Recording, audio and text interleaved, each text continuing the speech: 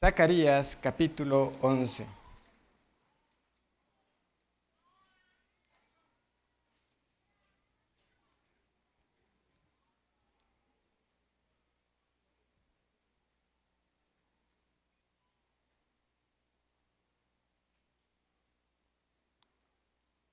Igual ya es unas páginas antes de llegar al Nuevo Testamento.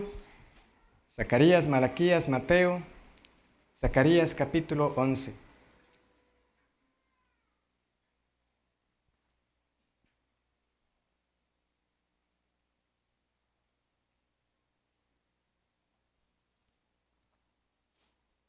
Leo para ustedes el versículo 10 al 14. Dice: Tomé luego mi cayado gracia y lo quebré, para romper mi pacto que concerté con todos los pueblos. Y fue deshecho en ese día. Y así conocieron los pobres del rebaño que miraban a mí, que era palabra de Jehová. Y les dije: si os parece bien, dadme mi salario, y si no, dejadlo. Y pesaron por mi salario 30 piezas de plata.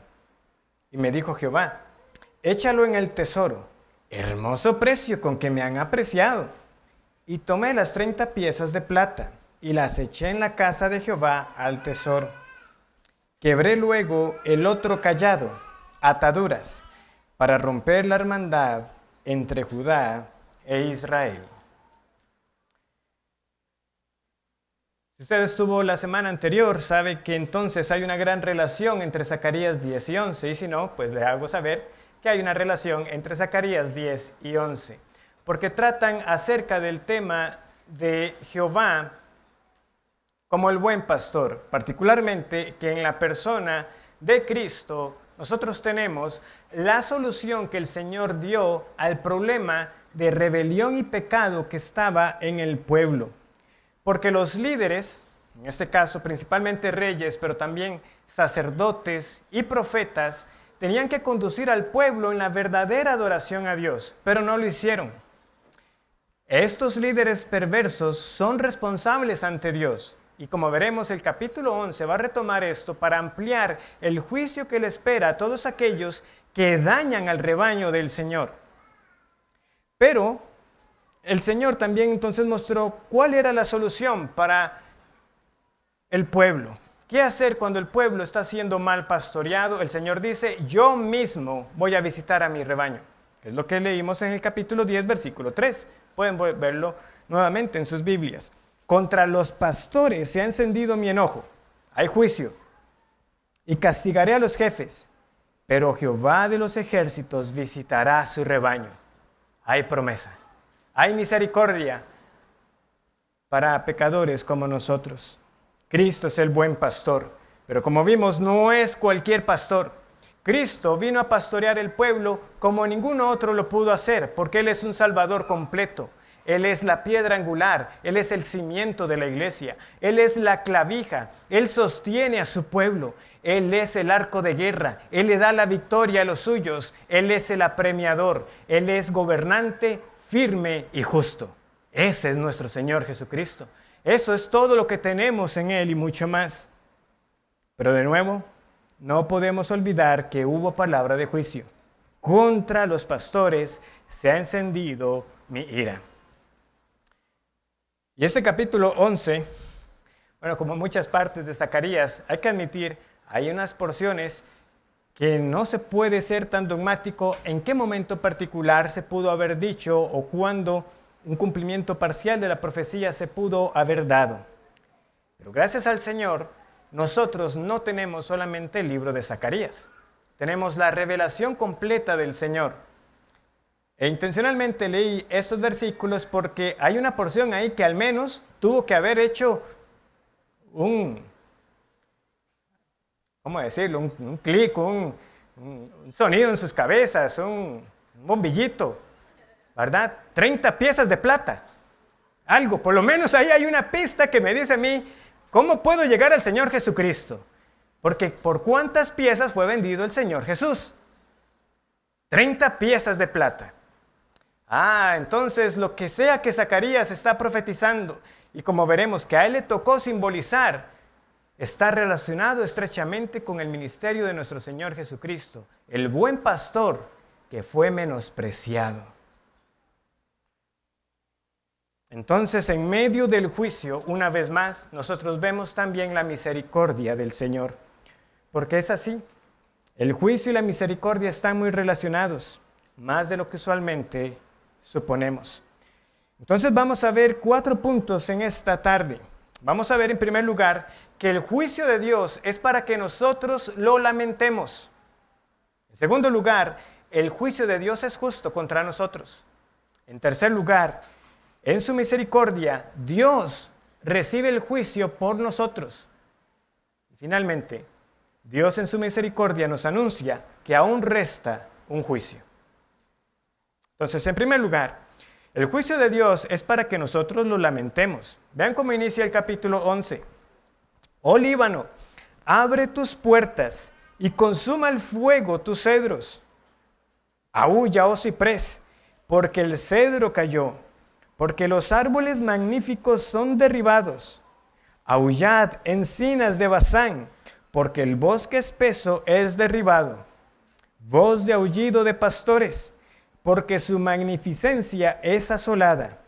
Estruendo de rugido de cachorros de leones, porque la gloria del Jordán es destruida. Estos 3 primeros versículos del capítulo 11 sirven como una transición. Vean que el capítulo 10, aunque ha denunciado que viene juicio contra los pastores, ha luego ampliado en esa gran promesa de que el Señor visitará a su pueblo, de que Él los reunirá como uno solo. Y esto es importante no olvidarlo, ¿verdad? Esa promesa que viene en un futuro de ese único rebaño que tiene el Señor, porque al leer los versículos, ¿verdad? De que el Señor quiebra los callados y de que está desatando la hermandad, pareciera como que hasta se contradice, ¿verdad? Por un lado, el Señor está anunciando por un lado que va a reunir al pueblo y por otro está diciendo, yo he desatado las ataduras. No, el Señor está diciendo, eso que yo desuní, yo lo voy a volver a unir en un futuro. Pero entre tanto, hay juicio para el tiempo presente. Eso es lo que debemos tener en cuenta para poder comprender lo que los capítulos 10 y 11 nos están presentando. Entonces, esos 3 primeros versos hacen esa transición. Sí, viene la victoria del Señor. Él vencerá la soberbia, el orgullo de las naciones que se oponen contra Él.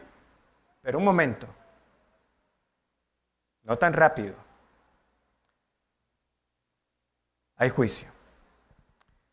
Porque hay quienes han dañado a mi pueblo y no son las naciones de afuera, son los que se suponen que tenían que cuidarlo. ¿Y qué les esperó a ellos? ¿Qué les pasó? Bueno, yo entiendo que leyendo el contexto más amplio de este capítulo, el Señor se está refiriendo primeramente a el tiempo que vino antes de la caída a Babilonia. El Señor quiere que su memoria tenga presente que Él es un Dios de juicio y que precisamente el exilio fue parte de ese juicio. ¿Y cómo se presenta? Como si la creación misma, ¿verdad?, está abriéndole paso al pueblo enemigo, el cual vino obviamente, ¿verdad?, con furia, con fuego. O sea, de nuevo, hay lenguaje simbólico, pero ese lenguaje simbólico no está completamente desconectado de lo que pasaba en realidad. Las naciones así invadían a otros pueblos, quemaban sus muros, quemaban sus edificios, los rodeaban, talaban los árboles, los utilizaban para golpear con fuerza las mismas paredes para que alguna grieta, algún portillo se abriera para poder invadir.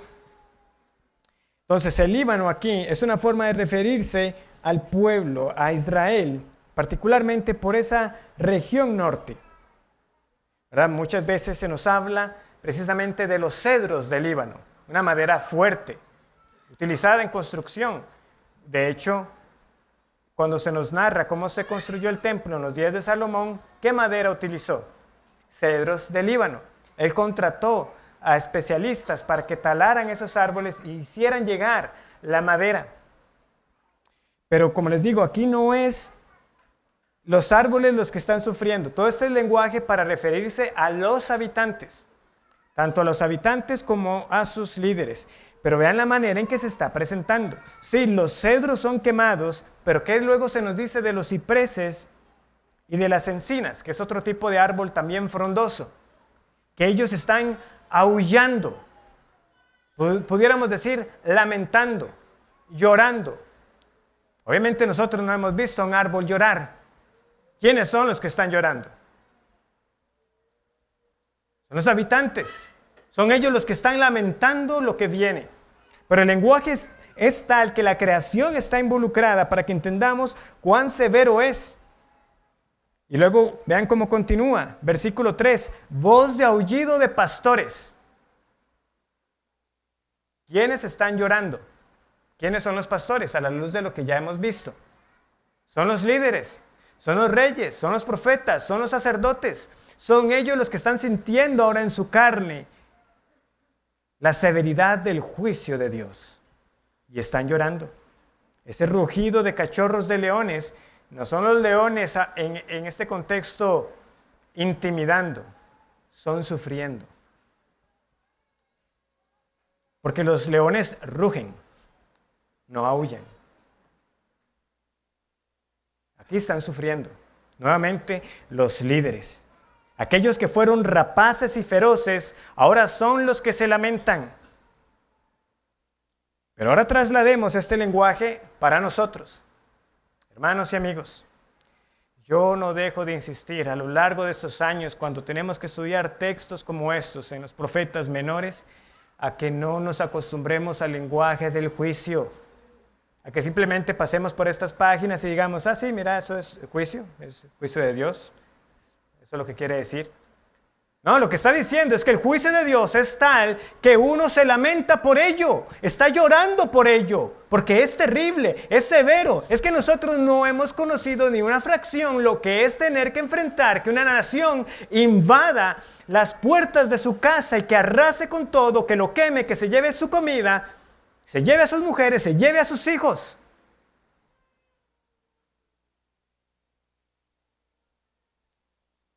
Eso en los términos de lo que ellos enfrentaron, y más terrible aún, de saber de que eso no es ni siquiera una fracción de lo que es enfrentarse a la ira misma del Dios vivo.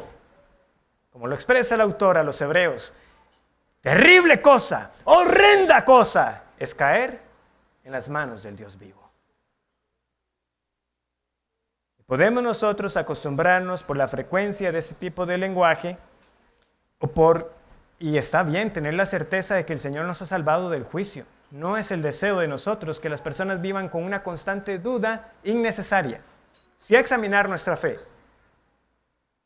Pero si el Señor nos ha salvado, cuando entendemos que este juicio es terrible, uno vive agradecido y da gracias al Señor de que ese juicio ya no es para mí, que en el Hijo soy salvo de la ira. Sin embargo, no deja de ser terrible. ¿Por qué? Porque todos tenemos padres, hijos, esposos, familiares cercanos, amigos cercanos, que esto es lo que les aguarda, enfrentarse a la ira de Dios. Y nosotros no podemos caer en una actitud de indiferencia, cuando ni aun los mismos líderes, aquellos hombres poderosos de esa época, vean a lo que son reducidos, a cachorritos de leones llorando. Por tanto, el Señor trae estos mensajes para despertarnos, para amonestarnos. Cuán severo es su juicio, es tan severo que en otras partes de la Escritura se nos dice que las personas le gritan a los montes y a los collados que le caigan encima, con tal de esconderse de la ira de Dios. Ahora, el punto del pasaje no es que uno se puede esconder de la ira de Dios, es cuán severo es para usted desear que eso le pase, que prefiere que un monte lo aplaste. Esas son las palabras de Oseas 18. Dirán a los montes, cubridnos, y a los collados, caed sobre nosotros. Pero ¿saben que estas palabras también las citó Cristo? Las citó Cristo en la siguiente condición. Vamos a buscar Lucas 23.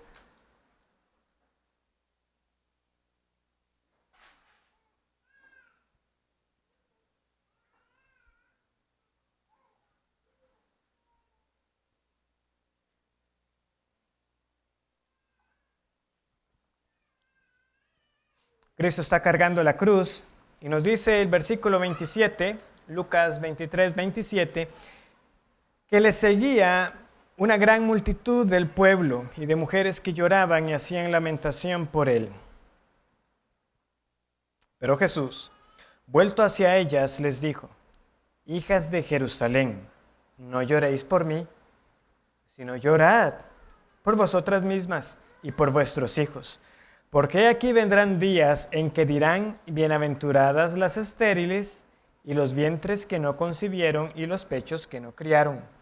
Entonces comenzarán a decir a los montes: caed sobre nosotros, y a los collados cubridnos. Porque si en el árbol verde hacen estas cosas, en el seco, ¿qué no se hará? De nuevo, ¿cómo está Cristo?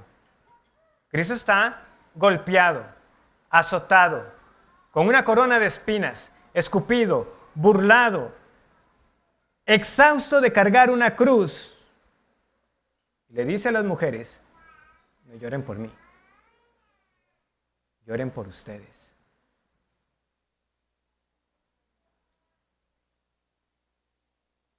Y aún no había venido lo peor para el Señor Jesucristo: enfrentar la ira misma del Padre. No lloren por mí, lloren por ustedes y por sus hijos. Es así como nosotros vemos a los que están sin Cristo. Es así como usted, que puede decir que no está seguro de si está en Cristo, como ve el juicio de Dios, que le aguarda esta terrible expectativa. ¿Consideramos nosotros de lo que hemos sido salvados? Oramos con lágrimas por nuestros padres, hijos y esposos incrédulos. Parafraseando a un predicador, deberíamos llorar porque no lloramos.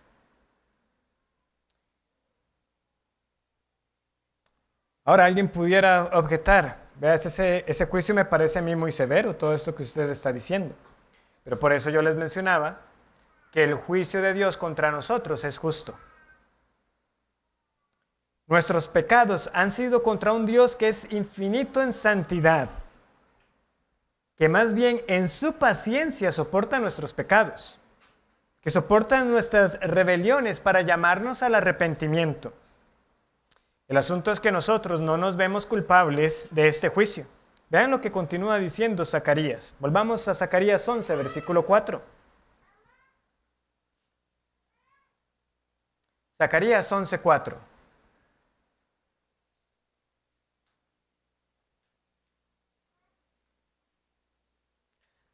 Así ha dicho Jehová mi Dios: apacienta las ovejas de la matanza, a las cuales matan sus comparadores y no se tienen por culpables.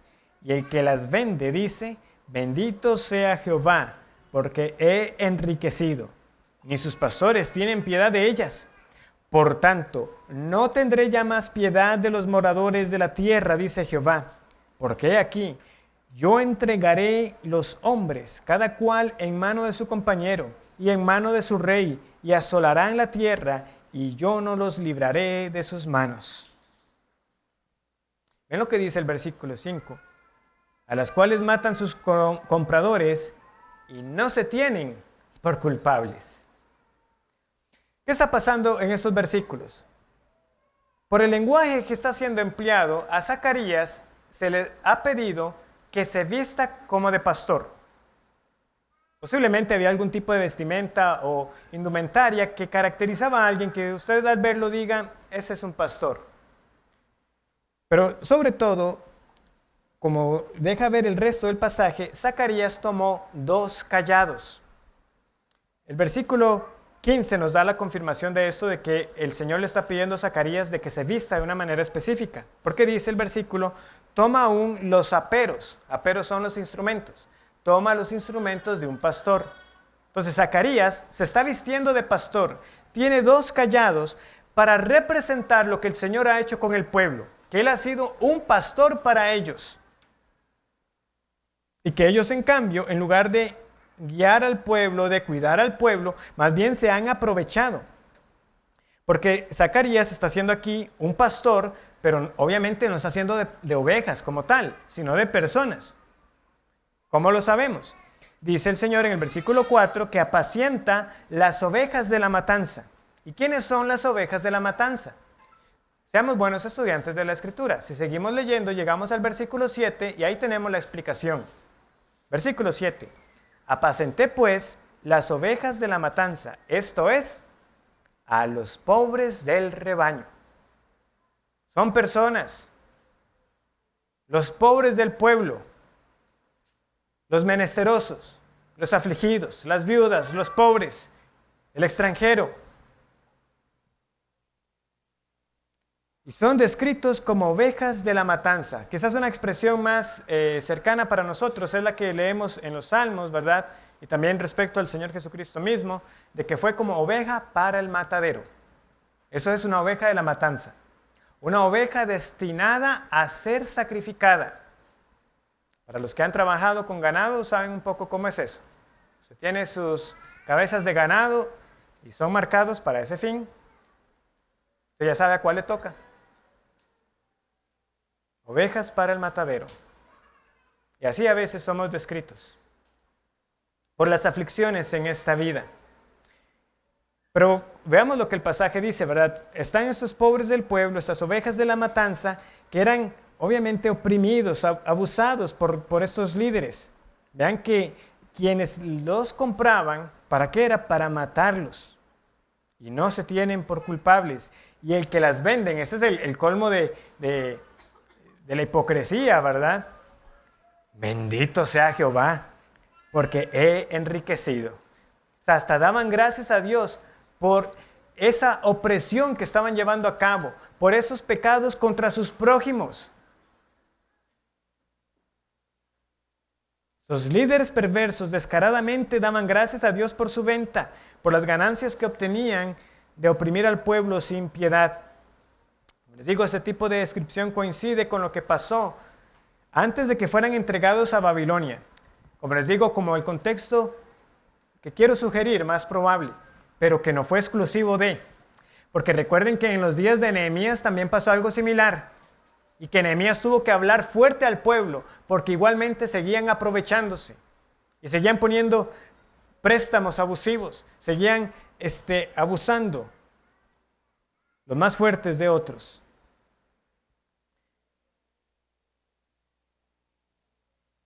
Pero ese es el asunto. El Señor cuidó del pueblo. Les dio reyes, sacerdotes y profetas que tenían que llevarlos a adorarlo a Él, a recordar las grandes obras del Señor que los sacó con brazo fuerte de Egipto. Pero no todos lo hicieron. Por supuesto que el Señor les dio provisión en el desierto, les dio el maná, les dio aguas, los protegió de sus enemigos. El Señor fue un pastor para ellos en todo ese sentido. Pero de la manera particular, como el pasaje está enfatizando aquí, el Señor los pastoreó a ellos al darles hombres que anunciaban su palabra y que los denunciaban de todos estos males. Ellos los rechazaron. Vean que Zacarías es un profeta. Es un profeta al que se le está pidiendo que se vista de pastor para representar lo que el pueblo ha hecho con el Señor, que como pastor los ha cuidado y lo han menospreciado. Y eso lo sufrieron muchos profetas. Elías en el norte, Amós y Oseas, y muchos profetas en el reino de Judá fueron ignorados, perseguidos, exiliados, y algunos en efecto fueron muertos también. Fueron asesinados. Una escena bastante familiar para representar esta rebelión de estos líderes, de estos reyes, contra el pastoreo del Señor a través de los profetas, lo tenemos en el libro de Jeremías. En Jeremías, particularmente se nos cuenta en una ocasión que él le dictó a un escribiente, a Baruc, las palabras de Jehová. Baruc las está leyendo al pueblo, pero ese mensaje llega a oídos de los sirvientes del rey. Rey, Baruc está leyendo al pueblo palabras de Jehová. Entonces el rey dice, está bien, que lo traigan y que lo lean. Que él lo lea delante de mi presencia. Baruc viene y lee las palabras que Dios habló a través de Jeremías. Pero se nos dice que no había avanzado Baruc por 4 planas del pergamino, del rollo, cuando el rey Joacim tomó un cortaplumas y cortó el rollo y lo echó al fuego. Así despreció la palabra del Señor. No consideró que el Señor en su misericordia le estaba diciendo lo que tenía que hacer y en la condición en que estaba el pueblo. ¿Qué sucede? Joacim piensa que se va a salir con las de él porque simplemente agarró el rollo y lo quemó. ¿Qué dice el Señor? Jeremías, vuélvele a dictar a Baruc y le voy a decir las mismas palabras. Y las mismas palabras y voy a añadir más. Y eso fue lo que pasó. La palabra de Dios es firme. Y a Joacim le sucedió un juicio terrible, al punto de que el Señor le dice a él que ninguno de sus hijos se sentará en el trono de David. Y eso tiene que hacernos pensar a nosotros, ¿verdad? ¿Hasta qué punto? Porque había una promesa que el Señor había hecho. Yo daré, ¿verdad?, a uno del trono que se siente en el trono de David para siempre. Y ahora le está diciendo a Joacim, de sus hijos no van a ser. Nabucodonosor eventualmente escoge a otro hombre, al tío, le cambia el nombre a Sedequías y él gobierna por un tiempo. Pero lo que quiero decir es ese tipo de actitud. Los líderes no recibieron la amonestación del Señor que enviaba a sus profetas fieles para que volvieran a la verdad.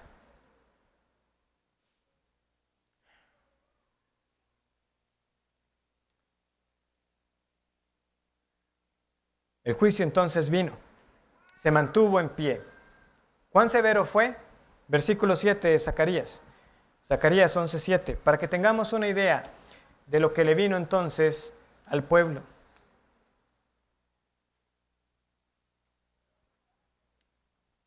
Apacenté pues las ovejas de la matanza, esto es, a los pobres del rebaño, y tomé para mí 2 callados. Al uno puse por nombre gracia y al otro ataduras, y apacenté las ovejas. Y destruí a 3 pastores en un mes, pues mi alma se impacientó contra ellos, y también el alma de ellos me aborreció a mí. Y dije, no os apacentaré. La que muriere, que muera, y la que se perdiere, que se pierda, y las que quedaren, que cada una coma la carne de su compañera.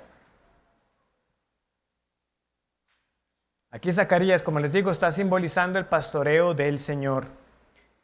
¿Por qué el Señor soportó a un pueblo tan rebelde y a líderes tan obstinados por tanto tiempo? Bueno, la razón está ahí en esas palabras que fueron los nombres de los callados. El pacto de Dios, su gracia, su atadura. Porque Dios es un Dios fiel. Él soportó los múltiples pecados de este pueblo. Y lo hizo a través de estos callados, nuevamente de forma simbólica.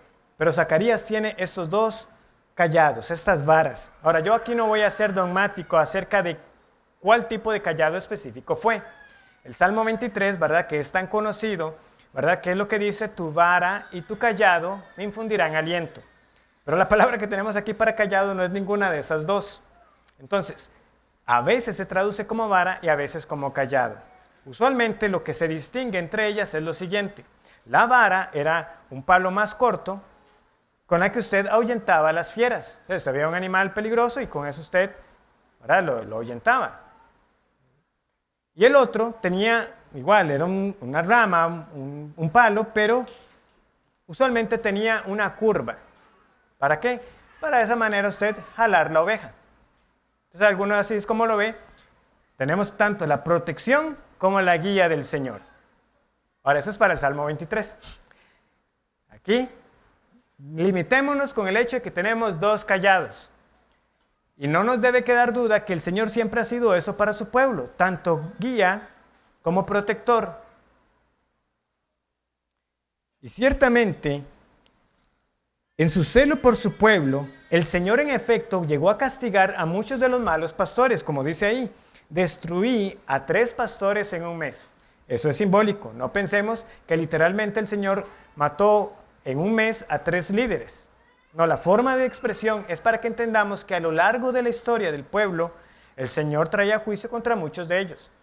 Y aquí yo pudiera pasar bastante tiempo hablando de varios ejemplos, pero voy a dar un ejemplo en cada categoría. Por ejemplo, de los sacerdotes. ¿A cuál sacerdote el Señor le llegó a traer también un juicio? Por ejemplo, a Elí y a sus hijos.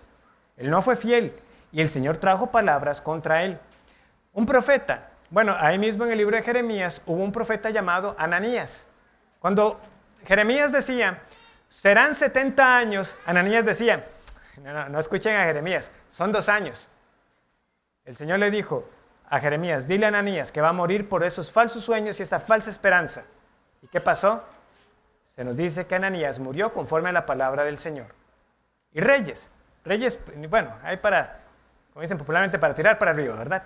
Entonces, Joram, fue tan malo, Joram de Judá, que leemos nosotros que el pueblo o sea, él murió y el pueblo fue como que dicha que se murió. No lo desearon más. Murió de enfermedad terrible. No, claro que el Señor trató con estos líderes malos en varias ocasiones. Pero llegó un momento que la maldad fue tanta que simplemente llegó al colmo. Es que vean la expresión que está utilizando el Señor. Mi alma se impacientó contra ellos. ¿Qué vamos a decir de esto? Claramente el Señor no es hombre como nosotros.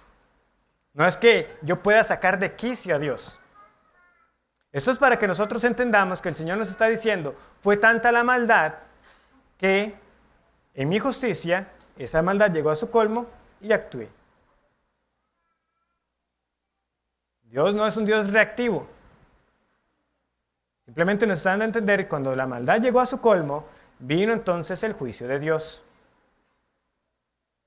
Él no va dominado por emociones volátiles, pero el lenguaje es para que entendamos, para que sea fácil de entender a uno. Sí, es que fue tanta la maldad que sí, sencillamente, desde nuestra perspectiva, fue como si Dios dijera, hasta aquí, ya, voy a entregarlos a Babilonia, voy a entregarlos a esa nación que vendrá del norte. ¿Por qué? Porque nosotros no debemos confundir la paciencia de Dios con alcahuetería. Dios no deja el pecado andar simplemente por ahí entre su pueblo. Como también Pablo escribe en la carta a los romanos, ¿verdad? O ignoras que la longanimidad, que la paciencia de Dios es para guiarlo a uno al arrepentimiento. No, Dios no se hace de la vista gorda con el pecado. Y las consecuencias fueron nefastas. Vean cómo las ovejas ahora quedan a merced de estos malos líderes y de los invasores. Es que pongámonos en esta situación. Dios está diciendo, ya. La que muera, que se muera. La que se pierda, que se pierda. Es que eso no parece corresponder con el carácter de nuestro buen pastor, que va a buscar a la perdida, que va a vender a la perniquebrada. Pero cuando llega el juicio, el lenguaje es, la que se muera, que se muera. La que se pierda, que se pierda. ¿Y qué dice al final? Y las que quedaren, que cada una coma la carne de su compañera. Y aquí yo tengo que hacer la acotación de nuevo. No se confunda con el lenguaje simbólico con lo que pasó en realidad. Porque el Señor sí anunció un juicio de esta categoría. Busquemos Deuteronomio capítulo 28.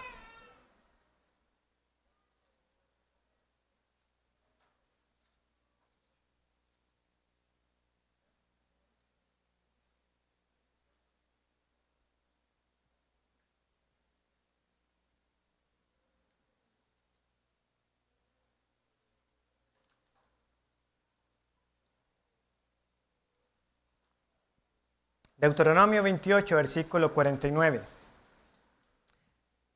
Y Jehová traerá contra ti una nación de lejos, del extremo de la tierra, que vuele como águila, nación cuya lengua no entiendas. Versículo 52. Pondrás sitio a todas tus ciudades, hasta que caigan tus muros altos y fortificados en que tú confías, en toda tu tierra. Sitiará pues todas tus ciudades y toda la tierra que Jehová tu Dios te hubiere dado. Versículo 53. Y comerás el fruto de tu vientre, la carne de tus hijos y de tus hijas que Jehová tu Dios te dio, en el sitio y en el apuro con que te angustiará tu enemigo. Y si usted sigue leyendo, ahí le hablará acerca de que hombres y mujeres que usted no se hubiera imaginado ser capaces de hacer algo como eso, que lo hicieron. ¿Por qué? Porque yo tengo que decirles de nuevo, nosotros no hemos enfrentado una situación como esta, que en efecto ya no queda nada que comer.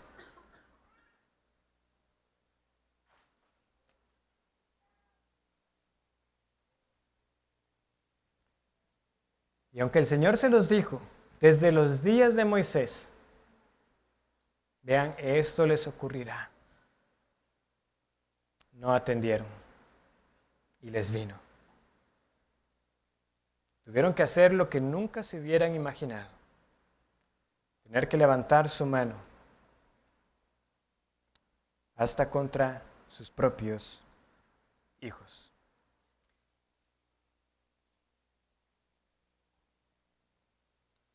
Ahora, ¿por qué el pueblo actuó de esta manera? ¿Por qué los líderes fueron así y aquellos que lo siguieron? El pasaje nos da la clave. Recuerden, no se pierdan, porque sé que he dicho varias cosas, pero recuerden el encabezado en el que estamos. El juicio de Dios es justo contra nosotros. ¿Qué dice el versículo 8? Y destruí a 3 pastores en un mes, pues mi alma se impacientó contra ellos. Ajá, pero ¿qué más dice? Y también el alma de ellos me aborreció a mí. Me aborrecen. No quieren nada conmigo.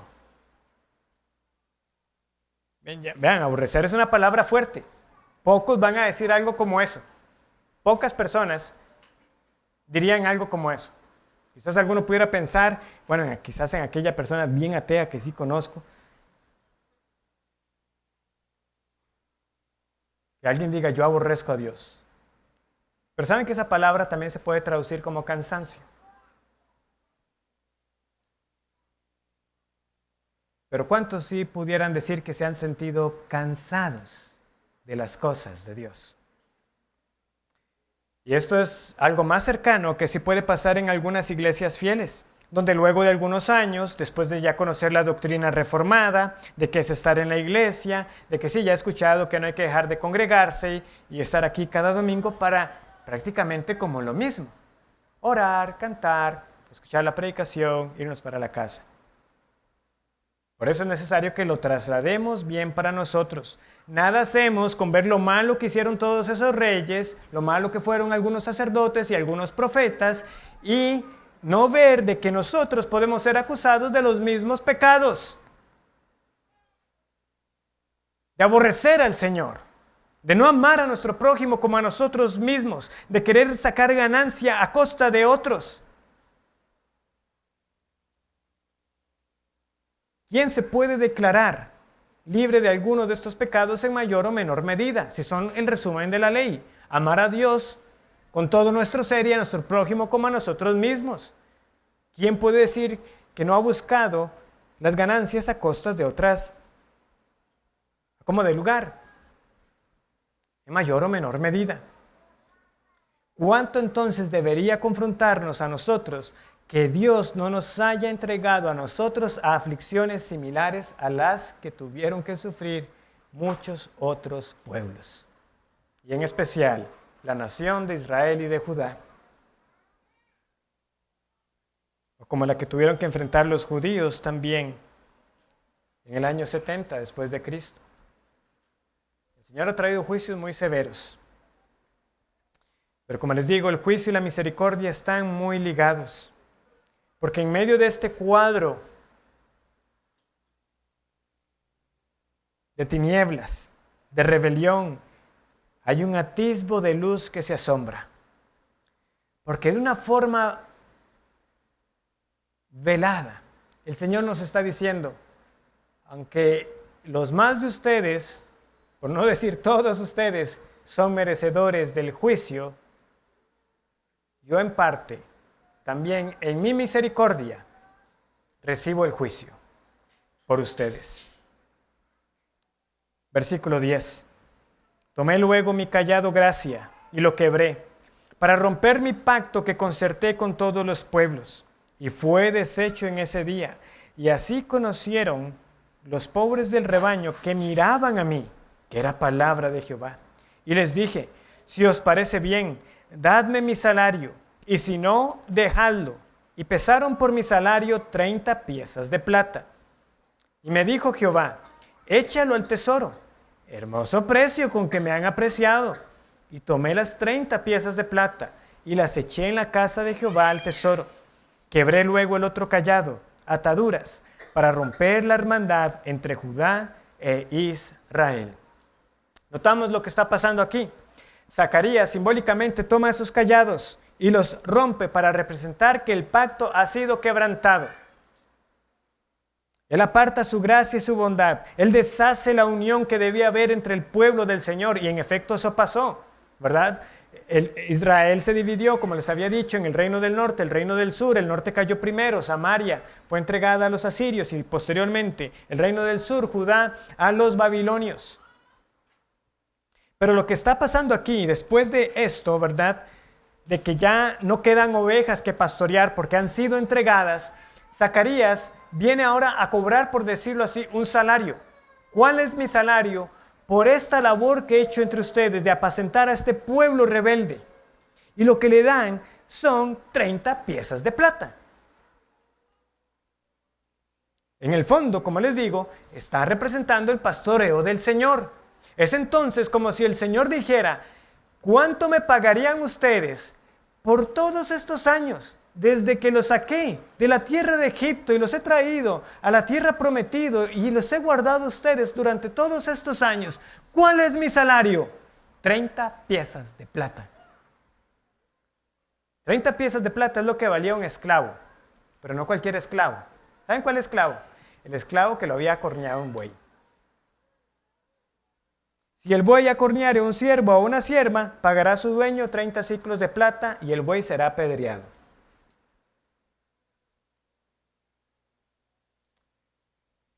¿Habrá relación? No lo sé, pero a mí me parece que al menos nos da un buen parámetro. O sea, si eso es lo que valía un esclavo que ya estaba muerto porque se lo mató el buey, tome 30 piezas de plata, y eso es lo que le están dando a usted por su labor, pero me está pagando lo que vale un esclavo muerto. Por eso ven la respuesta. La respuesta es sarcástica de parte del Señor, ¿verdad? Cuando dice, échalo al tesoro, el Señor no está diciendo, 30 piezas de plata, ¡qué montón! ¿Cómo me aprecian a mí? No, ese no es el lenguaje. Eso es completamente irónico, de que hermoso precio con el que me han apreciado. 30 piezas de plata es lo que me están dando. Para uno relacionarlo un poco. ¿Cuántos se han arrepentido de no haber cobrado? Y de haber dicho, no, págueme lo que tenga bien. Mejor hubiera cobrado. Porque lo que le dieron, usted dice, sí. ¿Qué compromiso? Uno no quiere poner el precio para no sentir que... Pero aquí es el Señor el que está hablando. Deme mi salario. ¿Qué tuviera usted que responderle al Señor si le dijera, deme mi salario? Es con qué pagaré al Señor por todos sus favores. Para conmigo. ¿Con qué, Señor, te pudiera pagar? No tengo. No hay cómo pagar lo que el Señor ha hecho por nosotros. Pero este pueblo miserable, nosotros, no apreciando lo que el Señor ha hecho por nosotros en Cristo, 30 piezas de plata. Sí, tacaños, codos, ingratos, malagradecidos. Por eso el Señor dice, agarre esa plata y tírela. Ahí dice tesoro, pero podemos entender mejor esa palabra como alfarero. Tírelo en el alfarero. Eso era donde el alfarero agarraba las piezas de cerámica que se le quebraban después de estar trabajando y eso no sirve, lo tiraba. Agarra esa plata y tírela a la basura. Hermoso precio con el que me han apreciado.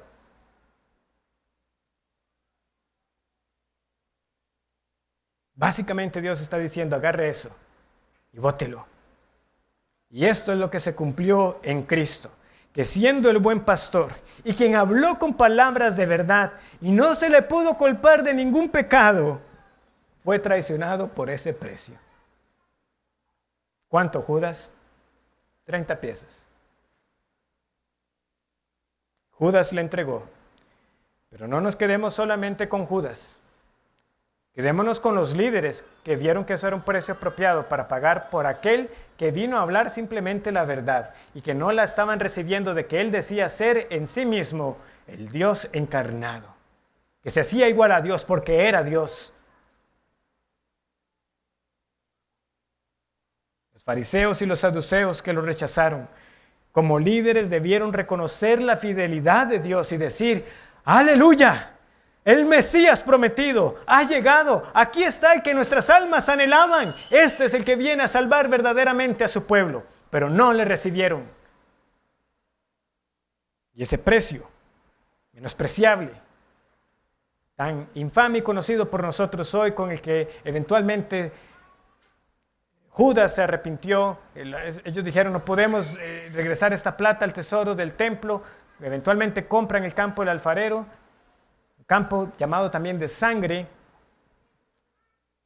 Judas se ahorcó y su cuerpo cayó para luego reventarse en el suelo. Así fue como lo vio Mateo, inspirado por el Espíritu Santo para conectar esta profecía de Zacarías y también con una profecía del alfarero en Jeremías 19, de que esa plata del menosprecio fue con la que se compró un campo que hablaba Jeremías capítulo 19, y esa es la razón por la que Mateo dice, como dice Jeremías, y cita tanto a Jeremías como a Zacarías, porque era la costumbre usualmente citar la profecía más antigua, como también ocurre en Marcos capítulo 1, además de que Jeremías encabezaba la lista de los profetas. El punto es que toma esas profecías y ve el cumplimiento en Cristo. Esas 30 piezas que pagaron no fueron casualidad, ese fue el precio del menosprecio. Así aunque suene redundante. El precio de no valorar lo que el Señor hizo por ellos, soportándolos en sus rebeliones y pecados. Pero hermanos, ese menosprecio no fue sin propósito. Al morir en la cruz, Jesús cumplió lo que dijo respecto a sí mismo, de ser el buen pastor. Y al presentarse como el buen pastor, ¿qué dijo hasta 3 veces en Juan 10? Vamos a Juan 10.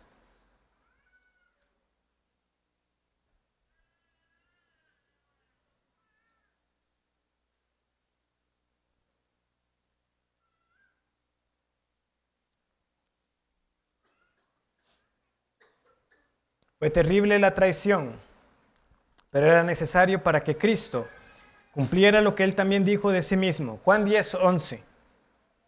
Yo soy el buen pastor su vida da por las ovejas. Versículo 14.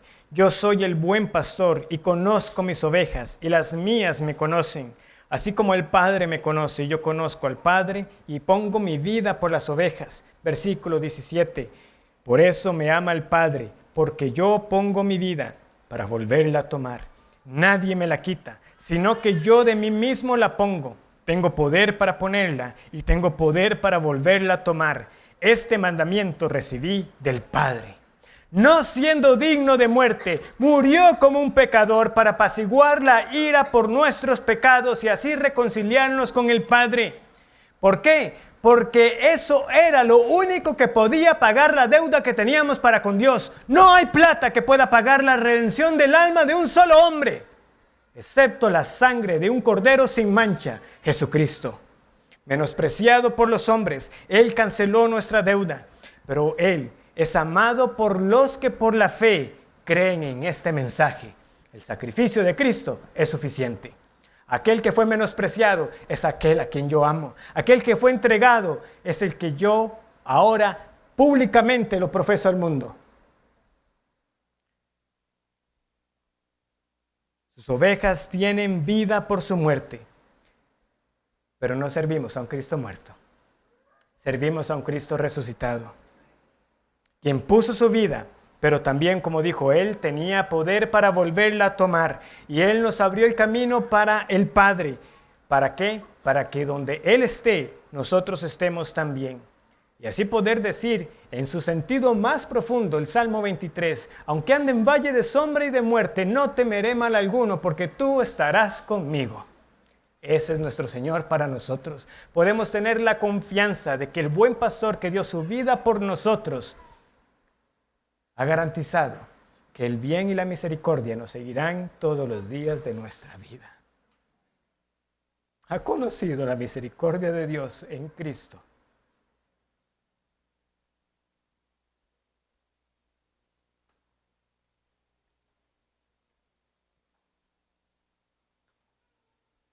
¿Cuántos de nosotros podemos decir, este mensaje que tanto despreciaba, tanto aborrecía que me hablaran de mis pecados, ahora lo entiendo? Yo era culpable.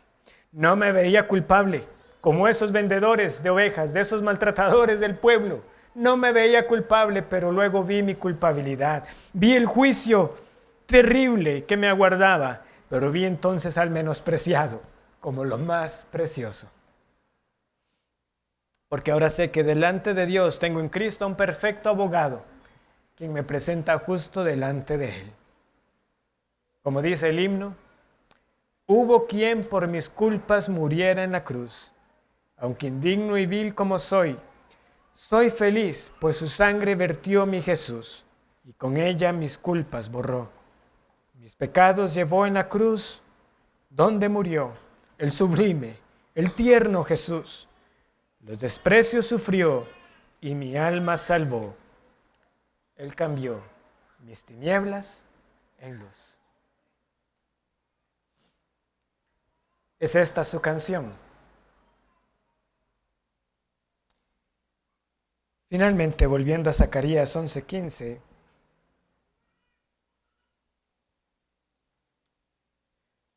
aunque para nuestra carne el mensaje del juicio no es agradable, Dios en su misericordia nos dice que resta un juicio.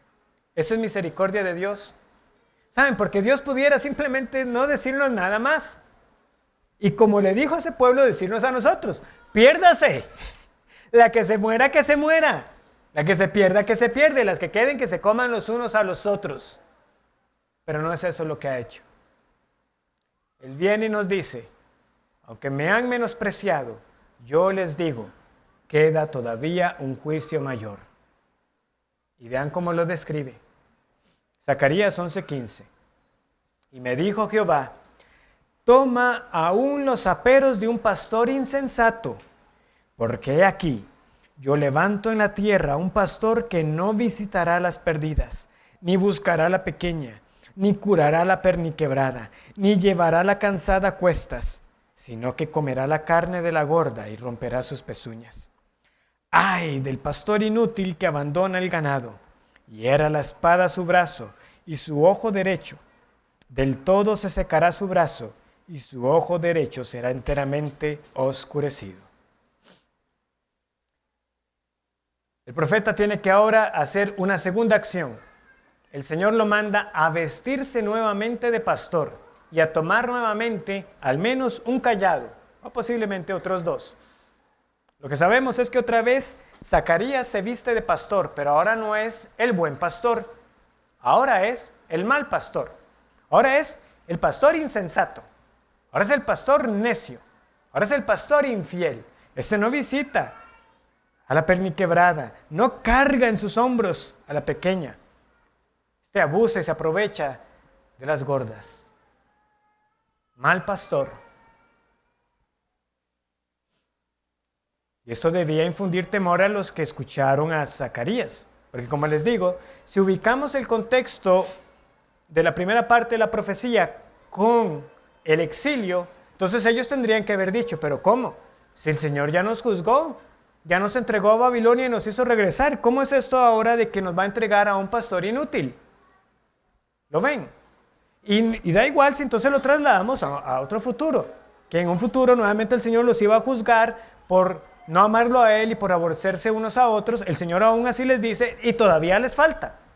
Toma todavía los aperos, la vestimenta de otro pastor insensato. El Señor está diciendo, a ustedes les resta juicio. No ha acabado todavía. Y esta es una de las secciones complicadas. Como les digo, aquí hay gran variedad de interpretaciones. Hay algunos que dicen que, bueno, era el imperio griego, como les digo, el que sigue después del imperio persa, que fue el imperio romano y la destrucción de Jerusalén en el año 70. Algunos lo ven muy específicamente con la descendencia del sacerdote Anás, ¿verdad? Porque fueron sacerdotes que en su momento, ¿verdad?, en los días de Anás, entregaron a Jesús. Y antes de la caída de Jerusalén en el año 70, fueron ellos los que empujaron a Jacobo, o como lo conocemos por la carta de Santiago, que empujaron a Jacobo por el muro del templo para que muriera aplastado luego por la multitud que lo terminó de golpear o de apedrear. No sé. Lo que sí podemos decir con certeza es que este pastor inútil representa el juicio de rechazar a Cristo, el buen pastor. Y sí, los pastores inútiles son heridos. El Señor no deja impune a ninguno que ataca a su pueblo. Eso a lo largo de Zacarías se ha mencionado, ¿verdad? El que se mete con su pueblo se mete con la niña de su ojo. Hiera la espada, el brazo y el ojo derecho del pastor. Básicamente un pastor inútil. Un pastor que ya no puede cuidar por las ovejas. Pero vean que eso no es todo el juicio que está ahí. El asunto es ser usted uno que está siendo pastoreado por alguien como un pastor como este. Lo ven que también hay juicio para los demás. Sin duda, todos los que han dañado el rebaño de Cristo no quedarán impunes, serán castigados. Pero por eso les digo, Dios muestra su misericordia porque nos dice cuáles son las consecuencias de rechazar a Cristo.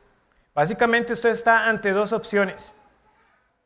O reconoce en Cristo al buen pastor que puede guiar su alma y conducirlo a las moradas eternas con Dios, o lo rechaza y entonces va a quedar a expensa de los pastores inútiles que Dios manda como juicio. Usted solo tiene dos opciones. O está siendo pastoreado por el buen pastor, o usted prefiere la mentira y se va tras los ladrones y salteadores que también tendrán su parte en el día final, y aquellos que lo siguen a ellos también. Reitero, juicio vendrá y Dios nos dice lo que sucederá a los que menosprecian a Cristo. Los dejará en manos de malos pastores. Si usted se pregunta por qué hay tantos en iglesias falsas, es porque eso es lo que quieren. Hay quienes han amado la mentira y el engaño. Y como Pablo le escribió a Timoteo, este es el tiempo en que muchos no soportan la sana doctrina, sino que teniendo comezón de oír, se han amontonado, ¿verdad?, maestros conforme a sus propios deseos y apartan de la verdad el oído y se han vuelto a las fábulas. Segunda Timoteo 4:3. Eso es lo que está pasando. Hombres siendo pastoreados por malos pastores. Los malos pastores serán juzgados, sí, pero también los que los siguen. ¿Por qué? Porque eso es lo que han querido. Han preferido la mentira y el engaño y han menospreciado al buen pastor, quien habla con la verdad. Si esos maestros serán heridos fatalmente, ¿qué será de aquellos que lo siguen? ¿Qué será de usted? Si usted hoy, esta tarde, puede decir que, aun a pesar de las debilidades con las que he presentado el sermón, usted puede decir, bueno, se ha predicado la verdad. Usted hoy al menos sabe lo siguiente. Usted sabe que el juicio de Dios es terrible, es algo de ser lamentado. Usted sabe que el juicio de Dios es justo, pero también ha escuchado que en Cristo los que estén en Él son salvos de la ira de este Dios justo. Y que Dios le está diciendo en su misericordia, aún resta un juicio. Esto lo ha escuchado hoy. Usted hoy sabe que puede ser salvo en aquel que fue rechazado. El buen pastor sigue llamando a sus ovejas. Las ovejas del buen pastor escuchan su voz y la siguen. ¿Ha oído usted la voz de Cristo? ¿Le está siguiendo? Oremos. Gracias, Señor, por tu palabra. Has hablado con nosotros con palabras fuertes, las cuales confío yo que por la acción del Espíritu Santo nos despierten. Nos despierten para sentir nosotros el peso, la carga, como la sintieron los profetas de antaño, de anunciar a los hombres y mujeres lo que les aguarda sin Cristo. No que no seamos nosotros indiferentes por la condición de muchos de aquellos que nos rodean.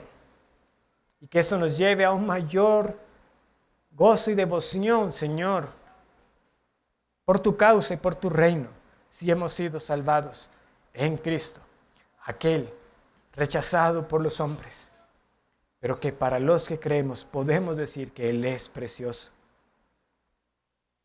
Que no seamos malagradecidos y que aprendamos de tus juicios pasados.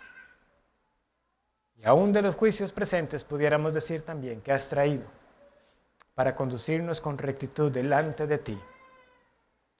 Que andemos por la senda que el buen pastor nos marca. Es en el nombre de Él que oramos. Amén.